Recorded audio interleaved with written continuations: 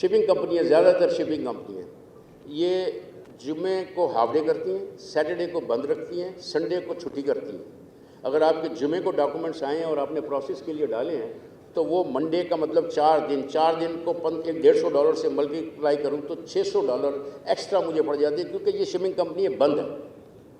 اگر یہ شپنگ کمپنیاں چھٹی والے دن بند کرتی ہیں، عید کی ہالیڈیز میں بند کرتی ہیں تو ہم سے چارجز نہ لیا جائے۔ اگر بزنس مین سے وہ چارجز لیں گے، چھٹی کے دن کے بھی چارجز لیں گے تو وہ ناجائز ایک بوجھ اور اوپر پڑے گا۔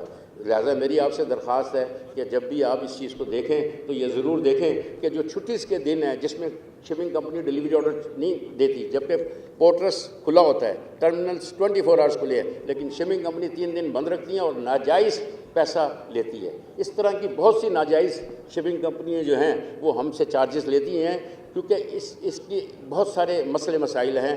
ہم نے بہت دفعہ کہا ہے آن لائن ڈی او دیں آپ، لیکن پھر بھی نہیں دیتے۔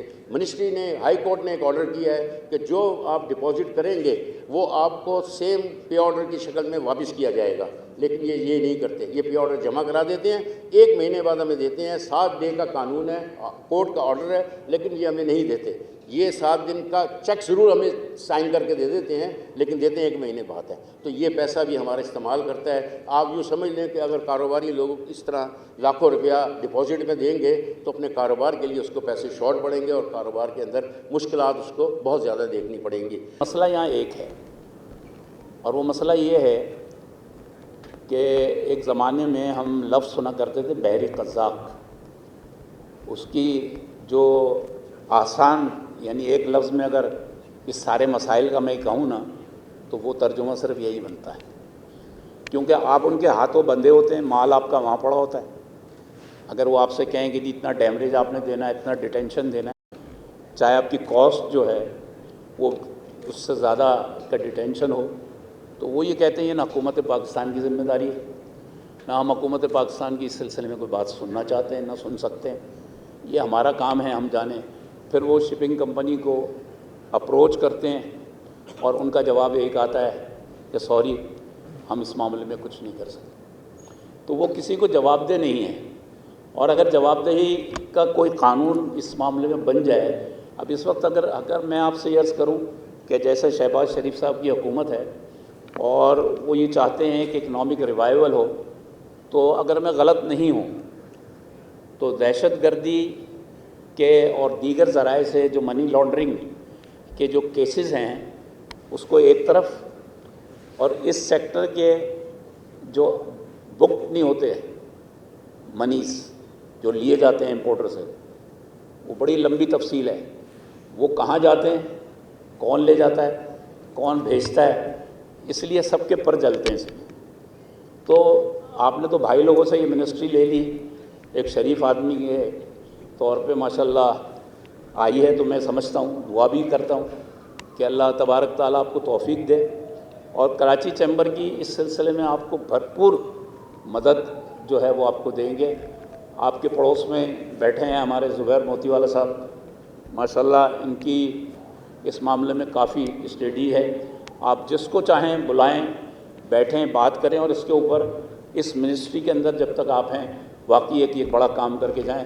صحیح کہا کسی نے کہ یہ دعائیں بھی آپ لے کے جائیں، اور انشاءاللہ آپ لے کے جائیں۔ میں کوئی پچھلے 30 سال سے ٹریڈ پولیٹکس میں ہوں، اور خاص طور پہ ایکسپورٹ کی، جو اس ملک کو سب سے زیادہ ضرورت ہے۔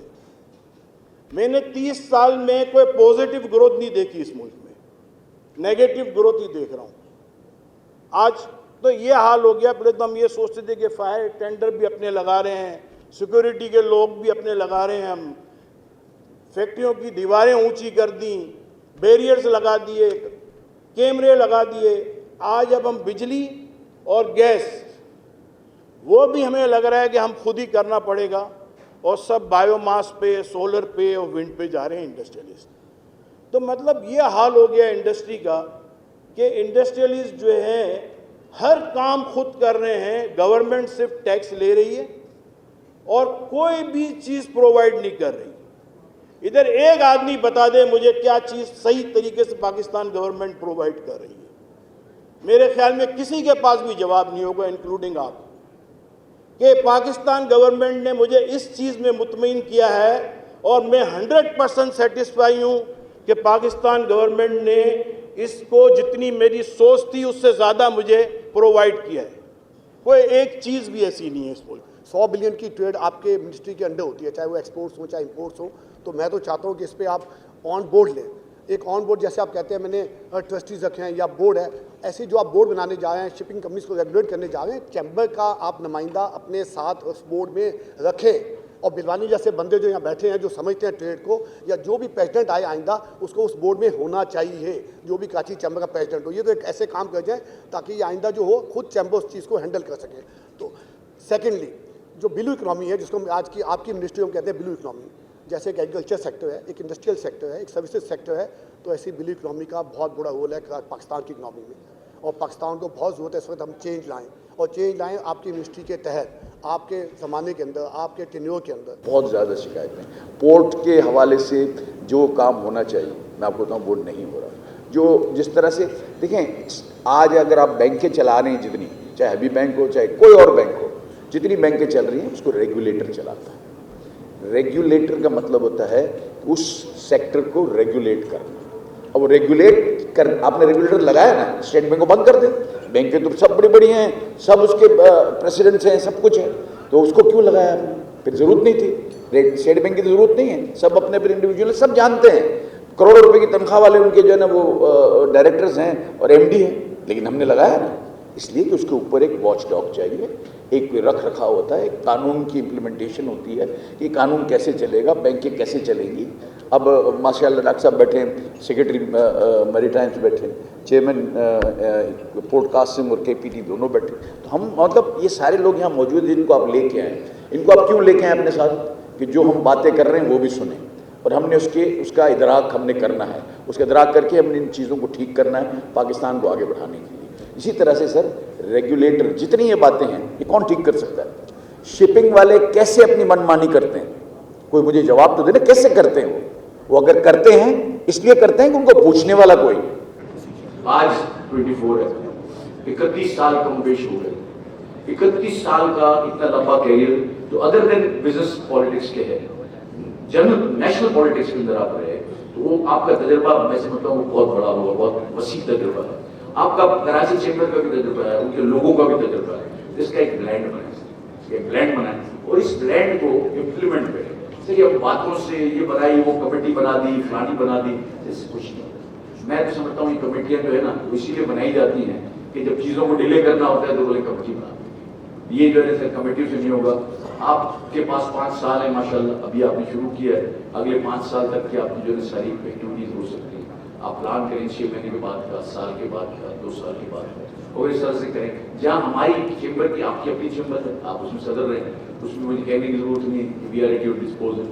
جو آپ کو جو چیز چاہیے ہم آپ کو دینے کو تیار ہیں. تو میری گزارش ہے, میری آپ نے گزارش سنی, زیادہ لمبا میں کروں گا تو آپ کی اگلی میٹنگ بھی ہے اور آپ کی تقریر بھی ہم نے سننی ہے. کہ ہم لوگ جو پہلی جنریشن یا ہم دوسری جنریشن سے تعلق رکھتے ہیں, وہ انہوں نے ایکچوئل جا کے ایک جگہ جا کے, میں روز جوڑیا بازار میں اپنے دفتر سے جا کے ان کا انٹریکشن کرتا تھا.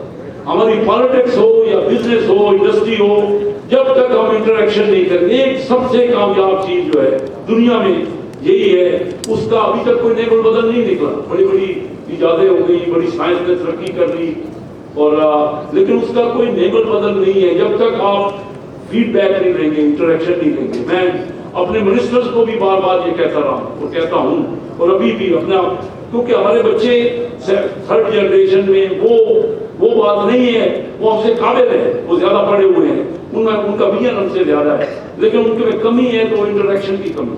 انشاءاللہ ہم کراچی چیمبر کا نام, ہم بزنس کمیونٹی کا نام, اور ہم مختلف معاملات میں پاکستان کی ایکسپورٹ اور امپورٹ کی بہتری کے لیے کوشاں رہیں گے, ایک دوسرے سے انٹریکشن کرنے کا.